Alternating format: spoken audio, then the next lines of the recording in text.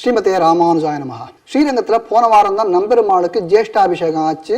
ஒரு 4-5 நாளுக்கு முன்னாடி நான் ஒரு காணொளி வெளியிட்டிருந்தேன். அதில் நம்பெருமாளுக்கு காவேரியில் இருக்கிற சாக்கடை தண்ணியை கொஞ்சம் கொண்டு போய் திருமஞ்சனம் செஞ்சாங்கன்னு சொல்லியிருந்தேன். நாளைக்கு 28/6/2024 அன்னைக்கு தாயாருக்கு ஜேஷ்டாபிஷேகம். இதற்கு இன்று வரையிலே காலை வரையிலே ஒரு ஏற்பாடு செய்யலை. அதே காவிரி அதே சாக்கடை தண்ணி அப்படியே தான் இன்னும் நடந்துருக்கு. இதில் நீங்கள் பார்க்குறது வீடியோவில் இருக்கிறது காவேரியோடைய இன்னைக்கு நிலைமை. இதை விட சாக்கடையாக ஒரு இடத்த நீங்கள் பார்க்க முடியாது. பன்னியும் நாயும் கண்டதுகளும் திரிஞ்சுக்கிட்டு இருக்கிற இடம். மனிதர்கள் இங்கே எப்படி காலை வைப்பார்கள் என்று தெரியாது. அவ்வளவு சுகாதாரமற்ற நிலை. இது தமிழக அரசு இதை பார்த்து வெட்கி தலைகுனிய வேண்டும். ஸ்வச் பாரத்னு மோடி பெருசா பேசினா போராது. காவிரி சாதாரண தண்ணி இல்லை, காவிரி கங்கையில் புனிதமாய காவிரின்னு ஆழ்வார் பாடுறார். அப்படிப்பட்ட காவிரி இன்று சாக்கடையாக காட்சி அளிக்கிறது. இதற்கு யார் பொறுப்பு? அரங்கெட்ட துறையா, இல்ல இந்த கோவிலை சில ஆச்சாரிய புருஷர்களை ஸ்தலத்தார்கள் தீர்த்தக்காரர்கள் என்று நியமித்த சுவாமி ராமானுஜருடைய குற்றமா? எனக்கு தெரியல. யாரை தேர்ந்தெடுத்து வைத்தார்களோ சுவாமி ராமானுஜர் மேல குற்றம் சொல்ல முடியாது.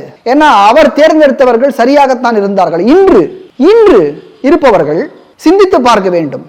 அவர்கள் இன்று சாப்பாடு சாப்பிடுறாங்கன்னா அதுக்கு காரணம் பூர்வர்கள், அவர்களுக்கு முன்னோர்கள், பூர்வாச்சாரியர்கள் இந்த பெருமாளை கட்டி காக்கவில்லை என்றால் இன்று ஸ்ரீரங்கத்திலே இவர்கள் ஸ்தலத்தார் தீர்த்தகாரர்கள் ஆச்சாரிய புருஷர்கள் என்று சொல்லிக்கொண்டு முன்வரிசையிலே நிற்க முடியாது என்பதை இவர்கள் உணர வேண்டும். தாயாருக்கு நாளைக்கு ஜேஷ்டாபிஷேகம். பார்த்துட்டே வாங்க சைட்ல. ஜேஷ்டாபிஷேகத்துக்கு தீர்த்தத்தை எடுக்கிறதுக்கு இப்பதான் கிணறு வெட்டுறாங்க. எப்படி கிணறு வெட்டுறாங்கன்னா 4 உரை இறக்குறாங்க. அதாவது காவிரிக்குள்ள கிணறு எடுக்கிறாங்களாம் 4 உரை இறக்கி. அதி புத்திசாலித்தனமான வேலை. ஒரு பழமொழி உண்டு, குரங்கு கையில் பூமாலை, கேள்விப்பட்டிருப்பீங்க. அதாவது அறநிலையத்துறையின் கையில் திருக்கோயில்கள். இது ரெண்டும் ஒண்ணுதான். அந்த குரங்கு கையில பூமாலையை கொடுத்துட்டு அந்த குரங்கு ஜாக்கிரதையா பார்த்துக்கோன்னா பார்த்துக்குமா? அது என்ன பண்ணுமோ அதை தான் பண்ணும். அவ்வளவுதான் அதுக்கு புத்தி. அதுக்கு மேல அதுக்கு புத்தி கிடையாது. ஆனா ஸ்ரீரங்கத்துல முன்வரிசையில நெஞ்சில சந்தனத்தை பூசிண்டு பட்டாடோபமா பட்டு வேஷ்டி உடுத்துட்டு நிக்கிற ஸ்ரீ வைஷ்ணவ பிராமணர்களை கேட்கிறேன், நீங்கள்லாம் சாப்பாட்டுல உப்பு தான் போட்டு சாப்பிட்றீங்களா, வேற ஏதாவது போட்டு சாப்பிட்றீங்களான்னு எனக்கு தெரியல. இந்த கோவிலுடைய மணியக்காரர் ஸ்ரீதர்னு ஒருத்தர், அன்அபிஷியலா மணியக்காரர். வேணும்னா இவர் மணியக்காரர் இருப்பார், வேணாம்னா இருக்க மாட்டார். வேற யாரையோ ஒருத்தர் வைப்பாங்க அன்னைக்கு நேரத்தை பொறுத்து. இந்த மணியக்காரர் அங்கே உட்காந்துட்டு இருந்தாரு. நான் போறச்ச இப்ப நான் காவேரிக்கு போய் பார்க்கும்போது மணியக்காரர் உட்காந்துட்டு இருக்காரு.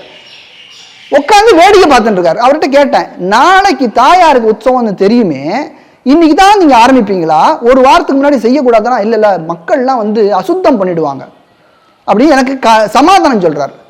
கொள்ளிடத்துல ஒரு கிணறு எடுத்து அந்த கிணறுக்கு பூட்டு போட்டு வச்சிருக்காங்க. வருஷமா அங்க இருந்தா நித்தியபடிக்கு பெருமாளுக்கு தீர்த்தம் வருது. தினமும் காலையில அங்க 5 மணிக்கு 5:30 யானை மேல எடுத்துன்னு வரணும். அது யானை போறதான்றது வேறு விஷயம், அது வேற ப்ராப்ளம். ஆனா யானை மேல இருந்து எடுத்துன்னு வரணும். அதுக்கப்புறம் நிறைய இளைஞர்கள் ஸ்ரீ வைஷ்ணவர்கள் போய் பெருமாளுக்கு தீர்த்தம் எடுத்து இன்னைக்கும் வந்துட்டு இருக்காங்க.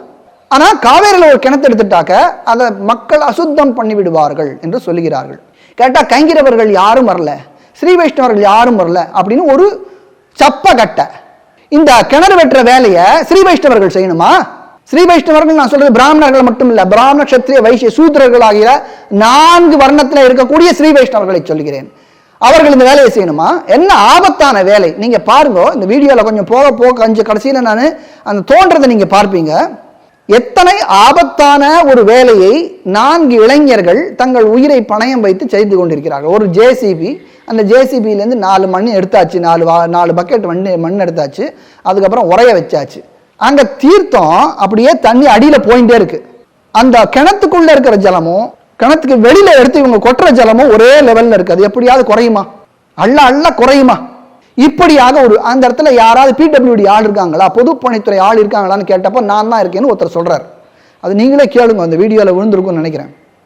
அவர் ஒரு வாரத்துக்கு முன்னாடியே இந்து சமயத்தில் எழுதி கொடுத்துட்டாங்க. அப்போ ஒரு வாரமா அவங்க என்ன கழட்டின்னு இருந்தாங்க, எந்த ஆணியை கழட்டின்னு இருந்தாங்கன்னு தெரியல. இங்க அப்போ ஒரு இன்ஜினியர் பக்கத்துல கிடையாது.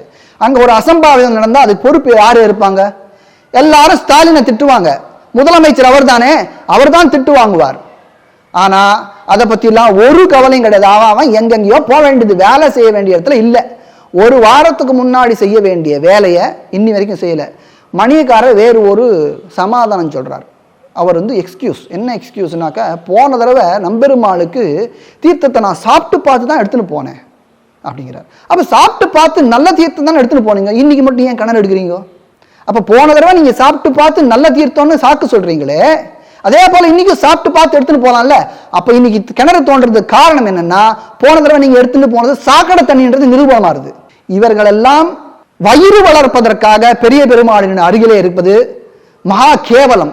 இதற்கு பிச்சை எடுத்து பிழைக்கலாம், வேறு ஒரு தொழிலும் செய்து பிழைக்கலாம். 12,000 பேர் உயிரை கொடுத்து காத்த நம்பெருமாளை இவர்கள் தூசாக மதித்து எல்லாம் பெருமாள் பார்த்துப்பார், ஸ்ரீ வைஷ்ணவர்கள் யாரும் வரல, கைங்கிரவர்கள் யாரும் இல்லை, இப்படி எல்லாம் சாக்க சொல்லிட்டு ஒவ்வொரு நாளும் பல பேரை கோவில்ல தரிசனத்திற்காக 1000 10,000 ரூபான்னு வாங்கிட்டு லஞ்சம் வாங்கிட்டு அவர்களை முன்னாடி கொண்டு போய் நிறுத்தி அவர்களுக்கு அபயஹஸ்தம் கொடுக்கறதெல்லாம் யாருக்கும் தெரியாதுன்னு நினைக்காதீங்க.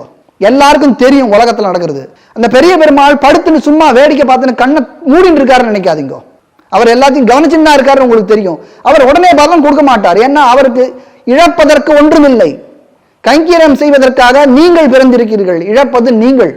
அந்த பெருமாளை வைத்துக்கொண்டு இப்படி கலாட்டா செஞ்சீங்கன்னாக்க, எவ்வளவு அபச்சாரங்களை செய்தீர்கள் என்றால், யமதர்மரன் வாயிலே நிற்கும் பொழுது உங்களுக்கு தெரியும், உங்களுடைய சாவு நல்லா இருக்காது. நான் கேரண்டி பண்றேன், உங்களுக்கு சாவு நல்லா இருக்காது. அரசியல்வாதிகள் அவர்கள் செய்வதைத்தான் செய்வார்கள், அறங்கட்டத்துறை அது செய்யத்தான் செய்யும். அவர்கள் இருவருக்கும் உள்துறையிலே பொறுப்பில்லை. உள்துறையிலே நடக்க வேண்டியது என்ன என்பதை பார்ப்பது யார்? ஆச்சாரிய புருஷர்கள். ராமானுஜரால் நியமிக்கப்பட்ட ஆச்சாரிய புருஷர்களும் ஜீயர் சுவாமிகளும். அன்னைக்கு திருமலையிலிருந்து ஜீயர்கள் 2 பேரும் ஊர் ஸ்ரீரங்கத்துல எல்லாம் நன்னா தான் நடக்கிறது, நன்னா நடக்கிறதுன்னாரு. என்ன நன்னா நடக்கிறது? தாயாருக்கு சாக்கடை தண்ணியில இன்னைக்கு நாளைக்கு திருமஞ்சம் நடக்க போறது, அதுக்கு ஒரு கிணறு எடுத்துட்டு இருக்காங்க, அதுல யாரு பலியா போறாங்களோ எனக்கு தெரியல. என்ன நடக்கிறது? எல்லாம் கண்ணை மூடிட்டுட்டா உலகம் இருண்டு போச்சுன்னு நினைப்பா, என்ன நினைப்புன்னு தெரியல எனக்கு. உங்களுக்கு ஏன் இப்படி வாழ்கிறீர்கள்? பெரிய பெருமாளை இவ்வளவு உதாசீனப்படுத்துபவர்கள் கடைசியில பெருமாள் பார்த்துப்பார், எங்களுக்கு யாரு இருக்கா, பெருமாள் தான் இருக்கா அப்படின்னு ஒரு பெருமாள் பேரை சொல்லி சொல்லி சொல்லி சொல்லி சொல்லி சொல்லி இதுல ஒருத்தர் ராமாயணத்து புஸ்தகம் எழுதுறார், மகாபாரத்துக்கு இன்னொருத்தர் புஸ்தகம் எழுதுறார், எல்லாம் புஸ்தகம் எழுதுவாங்க. ஆனா பெருமாளுக்கு நடக்க அபச்சாரத்தை பார்க்கறதுக்கு ஆள் இல்லை, ஆளே இல்லை. இத இன்னைக்கு இந்த உள்துறை விஷயம். இப்போ காவேரியில தண்ணி இல்லை, காவேரியில தான் தண்ணி வரணும், அப்படிதான் வருஷமா நடந்திருக்கு. வேற வழி இல்லாம சாக்கடையில நிறுத்தினுவீங்களா? கொள்ளிடத்துல ஆறா ஓடுறது தண்ணி. இந்த வருஷத்துக்கு ஒரு விதிவிலக்காக கொள்ளிடத்துல இருந்து ஏன் தீர்த்தம் எடுத்துன்னு வரக்கூடாது? இந்த தீர்மானத்தை யார் செய்ய வேண்டும்? ஸ்ரீ வைஷ்ணவ ஆச்சாரிய புருஷர்கள், மத குருமார்கள் செய்ய வேண்டும். அவர்களுக்கு ஒருவருக்கு தான் இந்த உரிமை உண்டு. இந்த வருஷம் ஒரு காரணத்தினால காவிரியில தண்ணி இல்ல, அங்க சாக்கடையா இருக்கு. அதனால இந்த வருஷம் மட்டும் விதிவிலக்காக இங்கே கொள்ளிடத்திலிருந்து தீர்த்தத்தை எடுத்துக்கொண்டு வரலாம் என்று ஒரு தீர்மானத்தை போட்டு அதன்படி நடக்க வைக்க வேண்டிய கட்டாயம் யாருக்கிட்ட இருக்குன்னாக்க, ஸ்தலத்தார்களுக்கும் தீர்த்தக்காரர்களுக்கும் ஆச்சாரிய புருஷர்களுக்கும் ஜீயர்மார்களுக்கும் இருக்கிறது. அர்ச்சகன் என்ன வேணா பண்ணுவான், அவன் கல்ல கழுவுறவன், அவனுக்கு அது ஒரு கல்லு தான், பெருமாள் கிடையாது. அது கல்லு, அதை கழுவினா உனக்கு 10 ரூபாய் யாரா தருவான். இதனால்தான் மற்றவர்கள் எல்லாரையும் வையிறாங்க. அந்த கல்ல கழுவுறனை பார்த்தன்னா அவனுக்கு அவ்வளவுதான் தெரியும். அவனை போய் செய்ய சொன்னா அவன் செய்ய போறது இல்லை. அவனுக்கு என்ன போச்சு? காசு வேணும், அவனுக்கு அவ்வளவுதான் முக்கியம். பெருமாள் மேல பக்தியோ பிரீத்தியோ ஒரு மண்ணாங்கட்டியும் அவனுக்கு கிடையாது. பெருமாளை வச்சு எப்படி சம்பாதிக்கணும்ன்ற ஒரே தொழில் தான் அவனுக்கு. அப்ப மீதி யார் இருக்கான்னாக்க, ஸ்தலத்தார்கள், தீர்த்தக்காரர்கள், ஆச்சாரிய புருஷர்கள், ஜீயர்மார்கள், இவர்கள் தான். இவர்கள் நேற்று கூடி, இவர்கள் ஒன்று கூடி ஒரு தீர்மானத்தை ஏற்றி இருக்க வேண்டும். என்ன தீர்மானம்? இந்த வருடம் என்னென்ன காரணத்தினாலே காவேரியிலே தண்ணீர் சரியாக இல்லை என்பதனாலே கொள்ளிடத்திலிருந்து பெருமாளுக்கும் தாயாருக்கும் ஜேஷ்டாபிஷேகத்திற்கு தீர்த்தம் எழுந்துள்ள கொண்டு வரலாம், ஒண்ணு செஞ்சிருக்கணும். இல்லைன்னா காவேரி எங்க இருக்கு? முக்கொம்பு தாண்டி இருக்கு இல்லையா, அங்க போய் எடுத்துன்னு வரணும் தீர்த்தத்தை. அதை விட்டுட்டு சாக்கடைக்கு நடுவில் ஒரு கிணறு, அதுவும் சாக்கடை தானே. எவ்வளவு அழுக்கா இருக்கு. என்ன நடக்க போகுது? இன்னைக்கு சாயங்காலத்துக்குள்ள அது முடியுமா? நான் போய் பார்க்கும்போது மணி 4, கோர்ட் முடிச்சுட்டு நான் போய் பார்க்குறேன். போய் பார்த்தாக்க 4 மணிக்கு இந்த மாதிரியான ஒரு குண்டக்கா மண்டக்கா வேலையை செஞ்சுட்டு இருக்காங்க. அதுல பக்கத்துல 1000 பேர் நின்று 1000 வழியில ஐடியா சொல்றாங்க, ஐடியா மணிக்கள். அங்க பொது பணித்துறையில இருந்து ஒருத்தரும் கிடையாது. ஏதோ ஒரு ஜேசிபி காரர் அவர் நிக்கிறாரு. யாரா ஒருத்தர் கேட்டாக்க அவர் நான் அசிஸ்டன்ட் பியூனு ஏதோ சொல்றாரு அவர். இப்படி தராதரமற்ற செயலை ஸ்ரீரங்கத்திலே நடந்து கொண்டிருக்கிறது. இப்போ நடந்துட்டு இருக்கு. நாளைக்கு கார்த்தால போய் பார்க்கணும், இதே குட்டையில இருந்து எடுக்கிறாங்களா இல்ல பெருமாளுக்கு மாத்துகிறார்கள் என்று.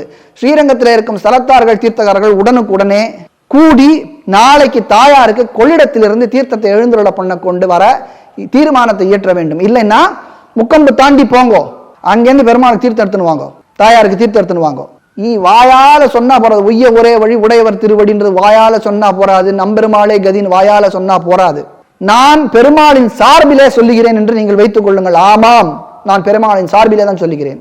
அந்த இடத்துல இந்த தகுதியற்றவர்கள், பெருமாளுடைய கைங்கரியத்தை கெடுத்து கொண்டிருப்பவர்கள் விலகினால் நல்லவர்கள் வருவார்கள். சாக்கடை இடத்திலே பன்னிதான் வரும், நதியின் இடத்திலே தான் புனிதர்கள் வருவார்கள். புனிதர்கள் வந்தால் தான் அது புனித நதியாக இருக்கும். சாக்கடையா இருந்தனாக்க இந்த காவிரி நீர் இருக்கு பாருங்க, அத மாதிரிதான் இருக்கும். அதுதான் கோவிலுடைய நிலைமை.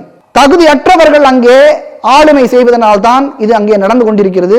ஒரு வாரத்துக்கு முன்னாடியே இது தெரியும். அன்னைக்கு ஆரம்பிச்சிருந்தா கூட இன்னைக்கு பண்ணிருக்கலாம். ஏற்கனவே ஒரு இடத்துல முதல்ல தோண்ட ஆரம்பிச்சு, முதல்ல பார்த்துருப்பீங்க, முதல்ல தோண்ட ஆரம்பிச்சு அதை விட்டுட்டு அடுத்த இடத்துல தோன்றாங்க. இது எல்லா இடத்துலையும் தோண்டிட்டே இருப்பாங்கன்னு நினைக்கிறேன் இவங்க. இதுதான் இவர்கள் செய்யக்கூடிய செயல். இதை சீர் செய்ய யார் இருக்கிறார்கள்? கோவில் நாசமா போயிடும்னு மணியக்காரர் சொல்றார். இது என்ன இனிமே நாசமா போகிறதுக்கு? நம்பெருமாளை தொலைச்சாச்சு, பெரிய பெருமாள் காலை உடைச்சாச்சு, பெருமாளுக்கு சாக்கடை தண்ணியில திருமஞ்சனம் பண்ணியாச்சு, கொரோனா போது பெருமாளுக்கு பங்குனி உத்திரம் நடக்காம செஞ்சாச்சு, எல்லாம் செஞ்சாச்சு. இன்னும் என்ன நாசமா போறதுக்கு இருக்கீங்க? நீங்க சம்பாதிக்கிறதுக்கு வழி வகுக்கணுன்றதுக்காக இங்க உட்கார்ந்துட்டு இருக்கீங்களே ஒழிய பெருமாளுடைய கைங்கரியத்திற்காக என்று ஒரே ஒரு நாள் கூட நான் ஏற்க மாட்டேன், பெருமாளும் ஏற்க மாட்டார், ஆழ்வார் ஆச்சாரியர்கள் ஏற்க மாட்டார்கள். இதனுடைய பலனை இந்த பாவத்தை செய்த அத்தனை பேரும் அனுபவித்தே தீருவார்கள் என்று நிச்சயமாக எனக்கு தெரிகிறது. ஸ்ரீமதே ராமானுஜாய நமஹா.